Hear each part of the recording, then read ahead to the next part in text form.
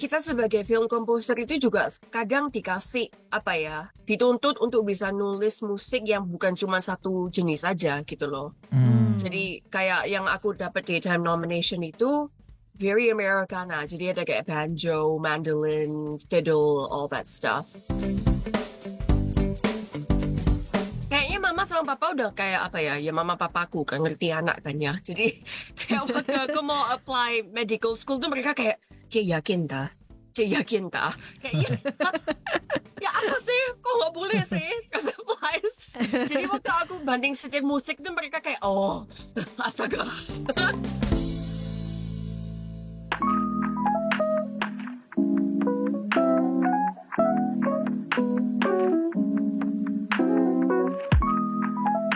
Kembali di Kudos bersama Dania Iman dan Irfan Hisan. Seperti biasa, kalau di Kudos ini kita menghadirkan sosok seorang bisa diaspora Indonesia ya, atau bisa orang Indonesia yang memang lagi ada di Amerika, yang melakukan sesuatu yang kayaknya wah asik nih, seru banget untuk kita ketahui lagi lebih jauh mengenai kiprahnya. Iya, siapa tahu kan bisa jadi inspirasi ya. Iya, bisa jadi inspirasi. Betul. Nah, saya mau tanya dulu nih. Oke. Kamu suka nonton film nggak? Ya iyalah ya, suka ya. Biasanya kalau kita nonton film itu kan di belakangnya suka ada suara-suara lagu-lagu gitu ya, yang benar-benar berperan banget supaya gambar yang kita tonton tuh lebih kayak mengena, lebih ceritanya tuh lebih ngalir, dan itu juga jadinya lebih membuat kita mendapatkan pengalaman yang seru banget ketika nonton film tersebut gitu ya. Iya. Nah, betul. Ini ada hubungannya dengan tamu kita hari ini ya, Van ya? Oh gitu ya, ada hubungannya. Berarti berhubungan sama musik, sama suara yang kita tonton juga di film atau di apapun juga yang bentuknya visual. Betul. Nah, dia ini yang kita ajak ngobrol ini kali ini adalah seseorang yang sudah berkecimpung di dunia itu dan juga memiliki banyak prestasi. Iya. Dan sekarang ini juga bekerja di sebuah perusahaan yang merupakan anak perusahaannya dari seorang komposer untuk film-film besar dahsyat ya. Hans Zimmer. Ya, wow, langsung merinding loh ngedengar namanya. Kali ini kita akan bertemu dengan Laurentia Edita. Halo Lauren. Halo, nice to meet you all. Nice to meet you too. Hai Lauren. Nah, Lauren ini kan di Santa Monica, California ya. Kita jarak jauh kali ini. Tapi nggak apa-apa. Kita pengen banget dengerin ceritanya Lauren. Mungkin Lauren bisa memperkenalkan diri dulu nih ke teman-teman yang lagi ngedengerin kita. Ya, halo semua. Namaku Laurentia Edita. Arek Surabaya. Wah, itu dia nih. Iya, jadi aku dulu mau sekolah kedokteran, terus tiba-tiba kayak aku nemu jurusan film music gitu. Terus kerasa kayak waduh ini kayaknya kok pas banget ya. Jadi aku ambil aja. Terus satu-satunya sekolah yang nawarin ya, dulu aku tahu kayak sekarang kan USC screen scoring juga ada segala macam, tapi dulu waktu aku Google kayak film scoring yang keluar Berkeley, jadi aku apply di Berkeley. Aku nggak pakai research segala macam gitu, tinggal kayak Berkeley College of Music, I heard it's a good school, so I applied. Keterima, so that's when the journey began ever since, just you know. Ya, itu waktu itu kamu masih di Surabaya. Iya, masih di Surabaya. Awalnya mau sekolah kedokteran sampai apply ke Atmajaya di Jakarta dan udah keterima. Ya ampun. Tapi langsung nggak jadi gitu ya. Iya, mama sampai kayak aduh ya apa soalnya.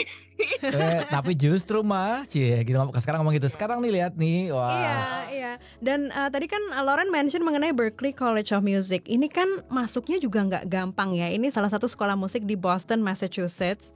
Yang masuknya itu juga katanya harus audisi lah, harus pokoknya prosesnya panjang gitu. Ini sekolah musik bisa dibilang paling terkenal juga di dunia, salah satunya kan. Betul. Iya.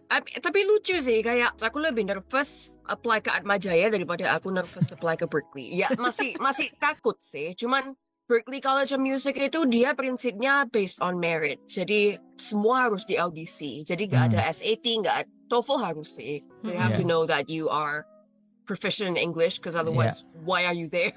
You can't understand anything kan. Tapi aku lebih nyaman dites secara merit daripada dites secara paper. Soalnya I'm not a very good student. Oke. Kayak belajar itu susah buat aku. Iya. Di tesnya apa? Tapi kamu memang suka musik dari dulu ya? Iya, jadi biasa lah ya, kayak kalau masih kecil di lesno apa ya, lesno piano aja kayak gitu. Oh, les piano. les Terus les piano, les nyanyi, kayak les gitulah. Nah, terus waktu di tesnya apa tuh di Boston, di Berkeley ini di tesnya ngapain? Dia tes hearing, jadi bisa kayak kamu bisa identify pitch kayak ini nada C kayak gini. Can you say it? Terus dites bisa baca musik atau enggak, bisa improv jazz atau enggak. Jadi dia meskipun Berkeley itu kan dia famousnya buat jazz ya. Like a lot of really good jazz musicians come out of Berkeley and have visited Berkeley, etc. So they're very kurikulum mereka tuh kayak bener-bener diverse gitu loh. Jadi bukan sekedar this is a jazz school so you're only gonna learn jazz. Kan mereka kayak aku nggak bisa improv. I don't like jazz at all. I still don't like it. Okay. Like it's but kayak aku waktu di tes improv aku nggak bisa tuh juga nggak apa-apa gitu loh. Kayak tetap bisa masuk. Yeah. Soalnya mereka very accommodating. It's just a music school, music everything, you know. Oke. Dan disitulah Lauren mempelajari mengenai yang namanya film scoring ya. Nah, sekolahnya sendiri berapa lama waktu itu? Tergantung jurusan sih, tapi jurusanku 4 tahun. Jadi aku masuk tahun 2013, terus lulusnya tahun 2017. Oke. Nah, ini bagi yang pengen tahu film scoring itu belajarnya apa aja, Lauren? Mungkin secara singkat bisa dikasih tahu ya. Iya, it's interesting. Soalnya kita kan ya istilahnya di sini bread and butter. Kayak ya pokoknya kan musik. Jadi teori harus ada. Tapi kita sebagai film komposer itu juga kadang dikasih dituntut untuk bisa nulis musik yang bukan cuma satu jenis aja gitu loh. Jadi kayak yang aku dapat daytime nomination itu very Americana. Jadi ada kayak banjo, mandolin, fiddle, all that stuff. And I had to learn to do that. But then the one that I just did recently sama 17 itu, it's very orchestral. Jadi kayak harus tahu gimana caranya nulis buat biola atau cello, harus tahu gimana caranya nulis buat brass section, jadi kayak trompet, trombone, horns and everything. And tapi on top of that you have to know production. So sekarang kan semuanya digital. And there's a lot of sample libraries, so you have to be able to mix. Kayak frekuensinya harus kayak gak bisa madi, harus tahu gimana cara pakai kompresor, tahu gimana cara pakai equalizer, tahu gimana it's just a lot of stuff. Itu secara teknisnya ya. And then on top of that emails too. I don't know. Lauren sempat bilang juga bahwa harus bisa menguasai produksi dan lain-lain. Tapi ini yang harus kita ini dulu nih, kita jabarkan dulu nih. Mundur nih. Karena tadi Lauren sempat bilang iya itu pada saat mendapatkan nominasi Daytime Emmy. Itu kayak ada banyak informasi yang kayak pengen wait. Terus udah gitu tadi ngerjain juga sama 17. Ini K-pop ini kan? Iya, K-pop. Oke, coba. Ini kebanyakan informasi jadi nih. Mundur. Mungkin awalnya dari Emmy tadi. Dari Emmy, Mungkin Lauren bisa cerita mengenai nominasi ini. Jadi Lauren dapetin nominasi di Emmy. Wow, oke. Ya dapat. Waktu itu untuk apa gitu? Ini kita pengen tahu gitu ya. Jadi kita, I don't know. I was just like kayak pagi baru masuk kerja, making my coffee, terus dapat SMS dari PR groupnya Bleeding Fingers. Congratulations. And I was like, for what? And then a screenshot of the nomination gitu. Terus aku kayak, keren. You know? Jadi kayak bener-bener gak nyangka gitu. So it's really nice. It's a nice recognition, you know. Yeah, of course. Ini berarti penghargaan Daytime Emmy di Amerika ya. Yes. Ini untuk acara-acara televisi begitu ya, Lauren ya. Ya, Emmy itu selalu TV. Ya. Untuk TV ya. Always. Yeah. Dan yang kamu bikin waktu itu adalah untuk soundtrack untuk dokumenter ya. Iya, nature documentary. Jadi dokumenter tentang ekosistem di Vancouver, di British Columbia, jadi daerah Kanada atas gitu. Nah, ini kalau dengerin musiknya yang bisa mendapatkan akhirnya nominasi penghargaan Emmy ini adalah karya dari Lauren. Yes. Gila, dahsyat.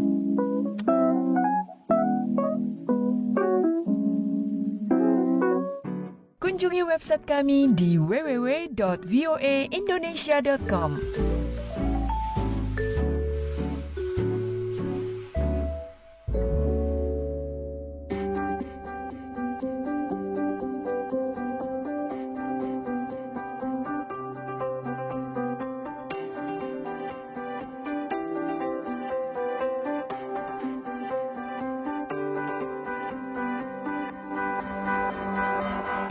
terus tadi yang tadi tuh sempat nyebut-nyebut Seventeen. Itu tunggu itu kayak sekilas ya kerja sama Seventeen. Haha, wait. Soalnya Dania ini baru pulang nonton konser Seventeen kan. Aku ngeliat Instagramnya aja. Di mana Dan kemarin? Jadi kan Seventeen memang lagi tur keliling Amerika kan sebelum nanti ke Asia gitu. Nah kebetulan kemarin ada di New York. Terus aku kan lah ini kan yang kemarin kerja sama Lauren. Yuk kita pergi ke New York, kita nonton aja sekalian gitu. Iya, padahal saya emang ngefans juga. Wah di kamarnya posternya banyak Dan ya. Kita kayaknya dapat tiket juga, like they reached out kayak, oh yeah, do you wanna come? Like, oh yeah. Wow. Wah ini perks banget ya. I forgot about dapat tiket. Iya. Tapi tunggu, tadi ya seperti kata Irfan mungkin bisa diceritain ya. Ini gimana kok bisa sampai kolaborasi sama Seventeen? Jadi BBC Natural History Unit istilahnya, kayak departemen yang mereka bikin kayak all the great nature documentaries sama Sir David Attenborough. Itu mereka dari BBC, British Broadcast Company, I think C-nya, ya. And jadi apa ya, sebagai usaha untuk just kind of like tell everyone about the documentary and also spread the word of like we need to save our planet, our nature. Mereka sering sih kerjasama sama pop artist gitu, kayak beberapa tahun yang lalu tuh mereka dapat Sia. Terus pernah dapat Camila Cabello juga tahun 2 tahun yang lalu.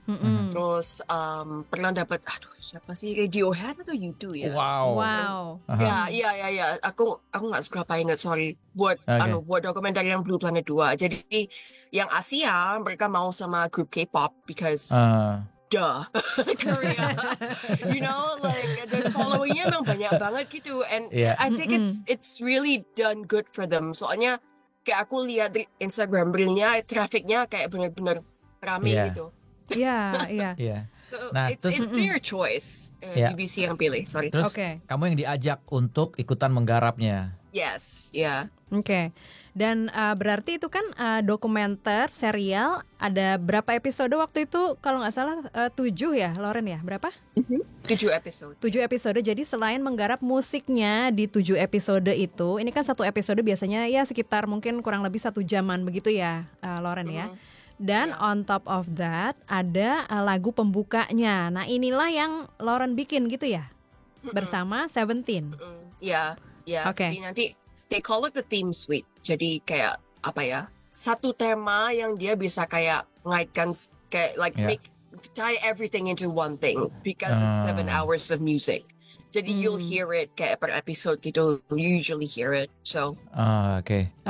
Jadi musik yang menggabungkan semua unsur cerita dalam satu film ini dari gitu itu ya. Dari semua dari serinya itu ya. Nah itu interaksinya gimana Lauren? Ini kan orang-orang sekarang nih di Indonesia lagi pada deg-degan nih Lauren, karena mereka juga mau tiket war Seventeen. Nah sedangkan Lauren pernah berinteraksi langsung sama Seventeen. Mungkin bisa diceritain waktu itu prosesnya seperti apa, terus pernah ketemu siapa gitu Lauren? Kalau ketemu secara kayak depan gini enggak sih, soalnya kan mereka, I mean as you mentioned that they've been touring, makanya aku kayak like I was thinking kayak mereka rekamannya di mana ya? Kalau lagi on the road kan apa harus kayak benar-benar cari kayak studio gitu cepet-cepet buat rekaman because but anyway aku banyak interaksi sama, so me and my co-composer Jacob Shea, who is a wonderful guy. He's very mature and he gave me a lot of advice as well. Like it was just really nice working with him. Dia like we did a lot of Zoom sessions. Jadi kayak kita sekarang ini ceritanya aku Seventeen gitu ya. Halo. Annyeonghaseyo. Terus aku banyak kerjasama sama produsernya yang Bumju. And he's really nice as well. And then there's another guy I think from management namanya Ian, and he helped with the translation because there's a bit of a language barrier. Oh yeah. Okay. It was super nice, like nothing bad to say. Kayak mereka denger lagunya, mereka kayak responsif gitu. Terus kita denger dari vokalnya si DK sama Seungkwan emang bagus banget sih. They really can sing. They can sing. Iya. Jadi memang tadi Lauren bekerja sama produsernya Bumzu. Lalu juga pernah bertemu dengan personilnya nggak? Sama Woozi? I think even if I did, it wasn't like musically. I think he showed up in one meeting And I mean, everyone was nice, so it's like. Oke, pokoknya pernah bertemu lah dengan pihak dari Seventeen itu dan lalu berkolaborasi dalam musik. Jadi apakah itu Lauren yang bikin lagunya atau mereka juga yang bikin bareng-bareng gitu, Lauren? Jadi aku bikin background musiknya, aku bikin lagunya kayak string segala macam, aku yang arrange. Terus mereka nyanyi di atasnya, tapi lirik mereka semua. Wah, gila keren banget ya. Iya, keren banget. Dan tadi Lauren juga mention bilang bahwa Lauren juga bekerja sama dengan rekan Lauren di perusahaan Bleeding Fingers ini ya, Jacob Shea ya. Oke. Ya. Nah, biasanya gimana tuh Lauren kalau misalnya untuk mendapatkan inspirasi, ini kan berhubungan sama visual. Kalau tanpa visual mungkin orang bikin mengkompos lagu itu dengan berimajinasi aja gitu ya. Tapi kalau ini kan kamu harus attach sama gambar. Nah, kalau kamu biasanya yang kamu lakukan tuh apa? Aku aneh sih, kalau aku disuruh kayak nulis sendiri aku malah bingung. Jadi kayak lost gitu loh. Ini aku mau ngomong apa sama musikku, istilahnya kan kayak gitu.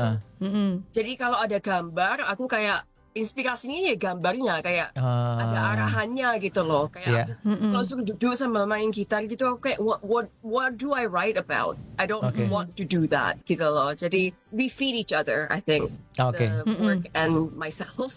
Iya. Makanya memang dari dulu Lauren ini spesifik banget ya musik untuk film, karena memang dari gambar itu Lauren jadinya bisa bercerita melalui musik begitu ya. Iya. Biasanya berapa lama kamu ngerjain dari gambar? Misalnya nih ada Lauren, ini ada new project, kamu bikin dokumenter di scene, opening scene misalnya kayak gitu, dikasih nih dokumenter, kasih lihat gambarnya, itu ada berapa lama biasanya kamu langsung kebayang di kepala terus kamu tulis? How fast do you need it? You know? Jadi deadline ya, ujung-ujungnya deadline. UUD, ujung-ujungnya deadline. Like whatever amount of time you think, it's a lot faster than what you're thinking of. Oh yeah. Jadi kayak it's deadline lah. Like how fast you need it. Ya, semakin kejar deadline biasanya semakin langsung cepat inspirasi. Langsung cepat ya. Ya kayak gitu. Itu biasa kayak like that's when you land on your theory kan. Jadi kayak kita belajar itu supaya waktu hari H bisa kayak langsung tampil gitu. Nah tampilku kan ya di sini kayak waktunya mepet, can you pull it off? You've learned all this, so you better kayak gitulah. Udah diajarin dulu ya, udah sekolah, kayak harus bisa. Yeah, exactly. Ada nggak Lauren karya kamu yang buat kamu tuh paling puas? Apakah yang dapat penghargaan itu nominasi itu atau ada yang lainnya atau? Apa ya, kayak tiap project yang aku udah kerjain tuh kayak puas secara personal sih, kayak I'm happy if I can learn something new. That makes sense. Jadi kayak yang mau keluar ini yang Asia, that was very challenging for me, so I'm very proud of it. But then there's another one that's also very challenging, and I'm gonna be proud of that too later when it's done. Nah tapi ngomong-ngomong challenge, itu tantangannya apa biasanya Lauren untuk setiap proyek ya mungkin? Kalau aku sih tiap orang beda ya, tiap komposer. Kayak ada beberapa orang yang tantangannya revisinya terlalu banyak atau kayak workflow-nya kurang cepat segala macam. Tapi aku sih secara skill kayak I want to keep getting better. And I want to push myself to keep getting better. Jadi waktu aku lagi kerjain tantanganku ya cuman lucu sih. Tantanganku kayak diriku sendiri gitu. Iya. Untuk bisa lebih baik ya. Yeah, like I need to be better than how I was before. Okay. You did it and then now you need to be better than that. Gitu. Nah terus pengen tahu, like do you have any tips or something yang buat orang-orang yang lagi dengerin sekarang, gimana sih untuk bisa masuk ke industri seperti kamu ini gitu? My tip is kind of harsh. I'm sorry. Oh ya nggak apa-apa, itu yang kita pentingin sebenarnya. Yang kita perlukan itu kadang. Iya, harus dicolek dulu. Nasehat tuh emang harus begitu ya. Betul. Keras. Supaya melek dulu. Kalau menurutku sih, kalau emang mau, no plan B. That's it. No plan B. You have to do it. Jadi kalau udah terjun harus ngelakuin gitu ya. Kenapa tuh? Jadi it's hard. Kayak secara politik juga, secara skill, kayak meskipun emang waktunya nggak banyak, like it demands so much of your creativity, you know. So like kalau kamu rasa kayak bisa fall back to something else, kayak kalau aku ngerasa aku bisa fall back to something else, or if I let myself feel that way, I'm not gonna be here because it's very tough. Demandnya tuh kayak harus benar-benar self-critical gitu loh. Kayak bener-bener kayak harus bisa ngerti klien tuh maunya apa, harus bisa bicara bahasa perfilman ya. Kayak like when you juxtapose this and blah blah blah, like you have to be aware of different sorts of cinema. Kayak like it's just very challenging. Sorry, meandering. Ini aku suka banget nih kata-kata tadi nih. Betul. Jangan ada plan B. Iya. Karena kalau udah ada plan B, kadang kita jadi tadi kan ya kayak si Lauren sendiri gitu. Ya, oh ya udah nanti kalaupun ini nggak bisa kita ada yang ini. Enggak, justru harus stick, fokus, konsisten. Kalau nggak bisa maju lagi, pokoknya terus fokus. Iya. Iya, wah ini bisa berlaku buat semuanya sebenarnya nih. Benar, iya untuk semua bidang dan semua pekerjaan dan cita-cita gitu. Jangan jadi terlalu nyaman karena ada plan B, tenang aja. Kalau nggak bisa kita ada ini. Iya, gitu ya. Tenang aja kalau ini gagal aku balik lagi jadi dokter gitu ya. Nah Lauren, ya tapi keluarga gimana nih Lauren? Kan dulu nggak jadi dokter, sekarang bergerak di bidang musik. Tanggapannya gimana sekarang? Apalagi sekarang kan Lauren memang sudah menjadikan ini sebagai penghasilan utama, lalu juga ada prestasinya gitu. Nah keluarga sendiri gimana nih? I don't know. Kayaknya mama sama papa udah kayak apa ya? Ya mama papaku kan ngerti anak kan ya. Jadi kayak waktu aku mau apply medical school tuh mereka kayak, yakin dah. Kayak ya apa sih? Kok nggak boleh sih? Surprise. Jadi waktu aku banding setir musik tuh mereka kayak astaga. Gitu. Malah lega gitu ya kayaknya ya? Atau gimana? I think so. Mereka nggak ngomong sih. Soalnya kan mama papa emang mau encourage gitu kan. Kayak anak mau apa ya wis pasti bisa gitu loh. Tapi mungkin kayaknya mama sama papa lega. Mungkin karena apa ya? Well, keluargaku kan keluarga dokter, jadi engkongku dokter, omku dokter, tanteku dokter, sepupuku juga dokter, jadi kayak nggak butuh lagi gitu loh. Udah kebanyakan dokter. Harus ada satu yang bukan dokter, jadi ada pasien. Ada pasien. Kalau sebagai dokter nanti susah. Tapi juga mau ngomong gimana lagi orang sekarang, Lauren udah membuktikan juga gitu bahwa pilihannya itu tepat. Ya dengan prestasi-prestasinya sekarang ini gitu loh. Iya. Nah, apakah ada proyek-proyek lain yang bisa dibagi? Iya, jadi like speaking of challenging, kayak proyekku yang bakal aku kerjain buat nanti bulan Januari tahun depan itu live venue. Wow. Which is interesting for me. Kayak aku nggak pernah bikin musik live, jadi aku agak takut. Tapi kayak tadi udah bisa. Harus bisa, because there is no plan B. Iya, there is no plan B. Jadi ya udah.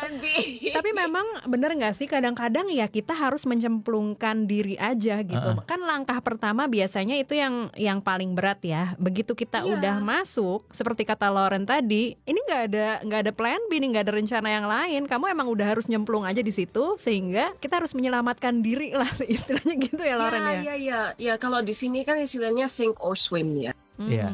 Tenggelam atau berenang. Iya. Kamu pernah gak sih ada satu musik yang kamu kompos yang ada unsur musik Indonesianya? Oh ya, sering.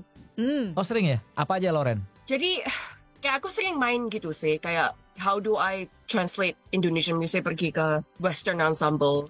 Barusan ini jadi di dokumenter yang aku bakal kerjain ini ada yang namanya Bunga Titan Arum itu loh. Bunga Titan Arum. Ya, yang di sini istilahnya corpse flower, dia kayak tinggi banget. Bunga bangkai. Bunga bangkai, ya. Ya, bunga bangkai.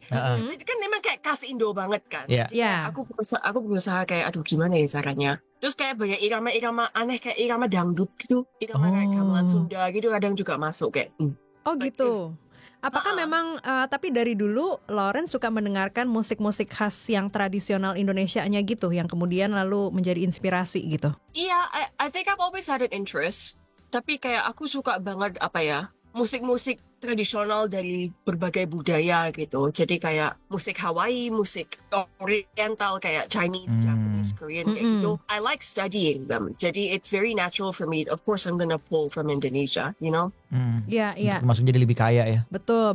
Nah makanya kan tadi Lauren juga bilang sebagai komposer film itu harus bisa tahu bahasa film. Itu filmnya juga bisa dari berbagai negara dengan latar belakang budaya yang berbeda. Seperti ini kan yang bareng Seventeen ini misalnya mungkin ada unsur Koreanya begitu ya Lauren ya?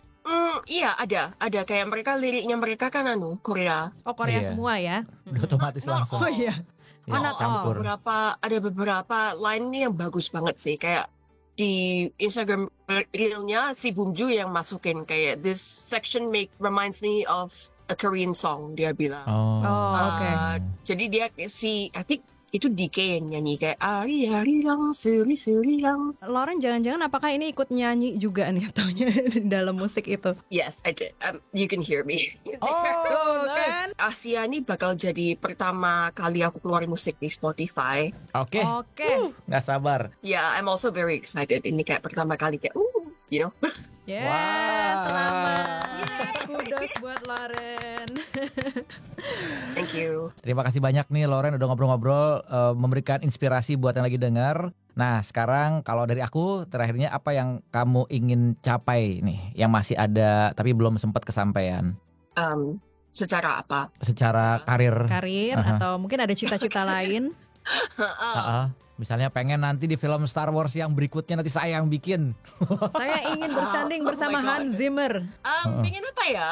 I don't know. Pokoknya semoga bisa konsisten. Semoga bisa proyeknya semakin lama semakin naik, semakin bisa punya pengalaman baru, semakin skilled. A few more awards, maybe that will be nice. Kita doakan semoga berhasil. Karena kita ikut bangga ya kalau sampai dapat ya. Ada diaspora Indonesia di Amerika asal Surabaya yang memenangkan atau mendapatkan nominasi di penghargaan bergengsi. Iya, terus udah gitu menang. Wah, itu udah bangga ini. Area Surabaya juga bangga pastinya langsung sama Lauren. Oke Lauren, terima kasih sekali nih atas waktunya untuk kali ini di Kudos, sudah berbagi cerita dan inspirasi tentunya kepada teman-teman yang mendengarkan yang mungkin juga punya cita-cita yang sama seperti Lauren yang ingin menjadi komposer film atau juga bergerak di bidang musik atau di bidang apa aja deh. Iya, karena banyak tadi poin-poin yang sebenarnya bisa berlaku untuk berbagai bidang ya, berbagai hal. Kejar terus pokoknya. Ya, sukses selalu ya Lauren ya. Thank you banget Lauren, sukses terus ya dengan proyek-proyek berikutnya dalam kehidupan juga. Oke. Bye-bye. Bye.